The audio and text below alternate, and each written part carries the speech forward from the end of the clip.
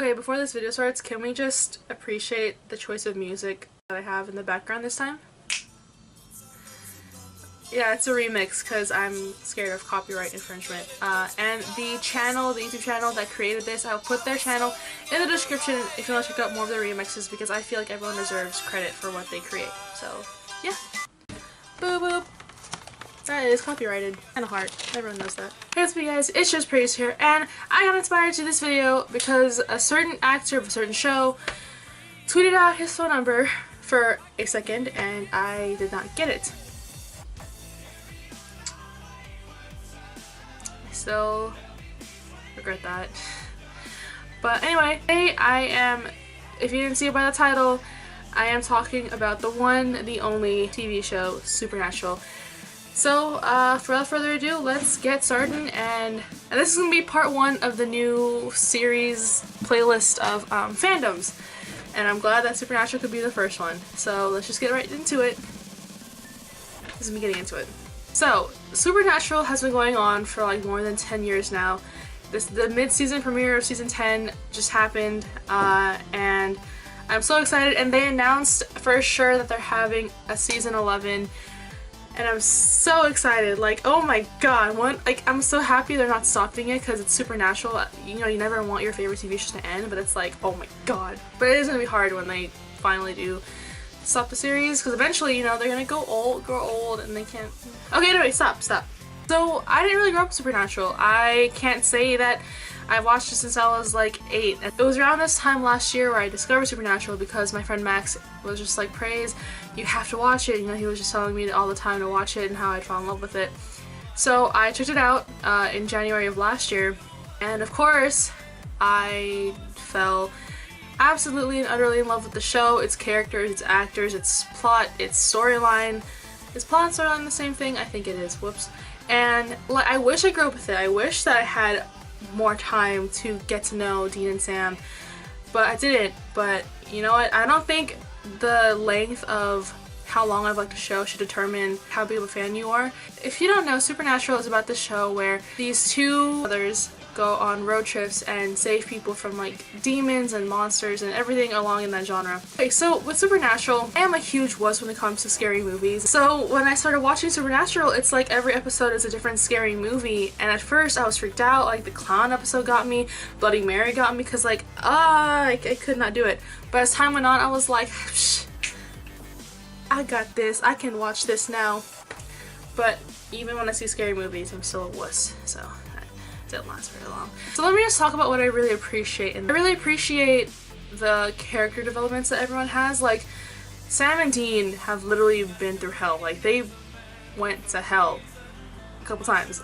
And they, like, I don't know, they're so different from the first season. I would go back and watch it, and it's just so crazy how different they are now. It's like, Dean was seen as this tough older brother that just had to protect his young, vulnerable brother, and now it's like they've been pushed to their limits and they've been put through a hell of a lot. There. Throughout the whole series, like, Castiel has a huge character development. Like, I think he had the biggest character development of all time. And we're gonna go into Castiel and Dean later. You know what I'm talking about. I really appreciated their interpretation of things. Like, when it got into the fourth season with angels and hell and heaven, I really liked how they interpreted heaven and hell. I like that they did not give an actual face to Lucifer and God. I don't think it was controversial at all. I really enjoyed how they took that whole season. So, okay, now let's jump into Destiel. Oh yeah, it's that part of the show. Destiel. So Max asked me when I got into that season, he was just like, Destiel? And I was like, I don't know yet, really. And as the season went on, I was like, yes, Destiel. Forever. Yes, I don't know when Destiel hit me, but it did. And I really love their friendship. Even when I get to Sam and Cass, I really like their friendship, but I'll Destiel first. So Destiel is a very progressive friendship, like from the very start. Like, Cass pretty much fought for Dean from the very start. Like, he fucking grabbed Dean out of hell and just was like, I saved you, woo! And of course at first it was just all about like his job, but it got into the point where Cass and Dean cared for each other, they did everything for each other, they sacrificed a lot, and it's just like, even if you don't show them romantically, like their friendship is something to admire and to love and to cherish for all time, because Cass teaches Dean the important things. Like he teaches Dean what to fight for, and Dean does the same thing, and Dean, I feel like, has had influence on Castiel gaining human nature. Like Cass was a human. They all were fallen angels and they had to live as humans. In season 9, and I think it hit Cass the most, and I really enjoyed how he went from having to just do his job whatever it takes to, he went from having to care about the whole picture to just each individual, and it was fantastic. And with Sam and Cass even admitted that Dean and Cass had this special bond, and I was just like, ha! But in season 9, when they had to extract the grace from Sam, that's fine Gadriel, you know, Sam wanted to do whatever it took because he was overwhelmed with guilt about what happened to Kevin. And of course Cass wanted to find him too, but not at the cost of losing Sam. And he said that if I learned anything from being a human, it's that human life is precious and it's something to cherish.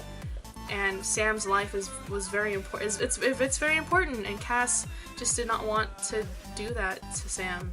And I keep replaying this image in my head where he's looking at Sam like, why are you doing this to yourself? There are so many parts in this series where it makes you think and it makes you cherish what you already have. Let's get into the 200th episode. I think the 200th episode is literally every fangirl's dream. I don't think any fangirl that writes fanfiction could have done that episode any better. It was fantastic. I mean, a musical that was done by all girls, and they addressed the subtext between Destiel, and Sam even said Cestiel, and I think everyone in the fandom exploded. And then when Dean looked into the camera, it's just like, you guys are breaking the fourth wall right now. This is not okay. And I watched an episode, I think before the whole season 10 aired, where they were talking about how much the fans mean to them. They showed videos of fans reacting to the season 9 finale, and they're so aware of what this fandom is capable of and our love and support for them.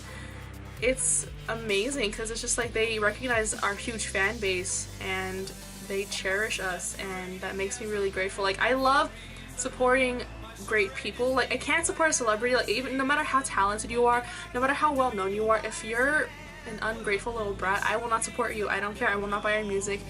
And I can't support someone that lost themselves because they got famous. So the fact that the whole cast of Supernatural has not lost themselves, and the fact that they're still goofy and kind-hearted people, makes me just support them even more. Like, I could talk forever about this TV show. Like, if I had a Q&A on Supernatural, it's just like, this video could go on forever, but I wanted to say what I love about this show, and I don't ever think that this video would ever get to the cast of Supernatural, but I don't know, in case it does. I hope that they know how much we love and appreciate them, like, genuinely. Like, I know a lot of us are crazy, but I wish that I could just be like, hey guys, thank you for all the work and effort you put into this show and for making us happy and for changing our lives for the better. And they're coming here for a convention in like 3 days, I think, 2-3 days, and I can't go because money. I'm so upset. The one time they come here, God.